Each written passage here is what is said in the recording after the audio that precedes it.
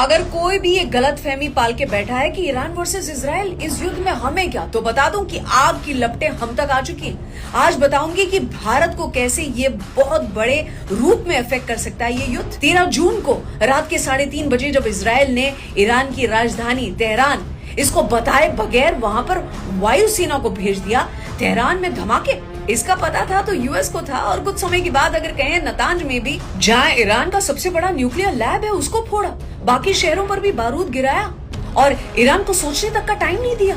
Iran के radars या defence system ये कहां से वर्क करते हैं, क्योंकि हमला करके उनको नष्ट कर दिया था। ईरान की top leadership, chief of defence staff की हत्या कर दी, वो भी ऑफिस में घुस के मारा है। प्रिसिशन देखें ये इजराइल का। मिलिट्री चीफ को मार दिया, सेना के बड़े बड़े अधिकारियों को, एक दिन में इतना कारनामा। और न्यूक्लियर साइंटिस्ट जो उनके थे ना ईरान के, अपने अपने घरों में सुरक्षित हैं ऐसे बैठे हुए थे, लेकिन उन्हें भी खत्म कर दिया। खुद ही उसका वीडियो भी डाल दिया कि हमला किया है, ताकि सोशल मीडिया पर कोई भी प्रूफ न मांगे। इस ऑपरेशन का नाम दे दिया राइजिंग लायन। इजराइल ने अपने 200 विमान हमला करने के लिए भेजे थे, सीमा से 1000 या फिर 1600 किलोमीटर दूर। ईरान में हमला करके ये विमान सुरक्षित वापस भी आ गए। ये है इजराइल की एयरफोर्स का दम। मेन कारण क्या है? वॉर क्यों? क्योंकि ईरान न्यूक्लियर हथियार बनाने के करीब पहुंच चुका था। इजराइल की सोच की सेकेंड वर्ल्ड वॉर में हिटलर ने जो किया था, 60 लाख यहूदीज यानी कि ज्यूज की हत्या कर दी थी। मारने से पहले उन्हें कितना प्रताड़ित, टॉर्चर किया था। इसलिए दोबारा ना हो, न्यूक्लियर हॉलोकॉस्ट ना करे ईरान, इसलिए ये कदम। अब दोनों की ताकतें अगर कंपेयर करें तो इजराइल का एरिया 21,000 स्क्वायर किलोमीटर, पॉपुलेशन मात्र 95 लाख, जबकि ईरान की बात करें तो 16 लाख स्क्वायर किलोमीटर में फैला हुआ, यानी कि 75 गुना बड़ा, ऑलमोस्ट 10 करोड़ का पॉपुलेशन। इजराइल इतना छोटा देश अटैक कैसे कर पाया?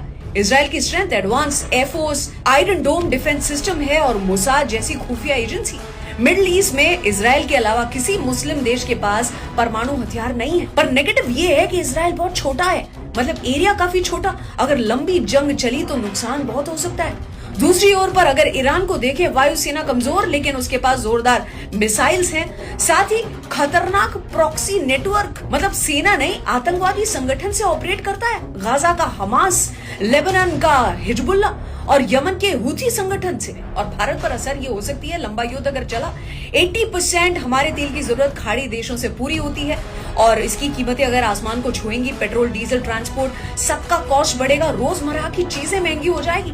खाड़ी देशों में भारत की बड़ी संख्या में जो लोग रहते हैं, उनके लिए खतरा साबित हो सकता है ये, जैसे Dubai, Qatar, Saudi. Financial shock, global business, investment, ये अफेक्ट होगा और शेयर मार्केट में गिरावट देखने को मिल सकती है।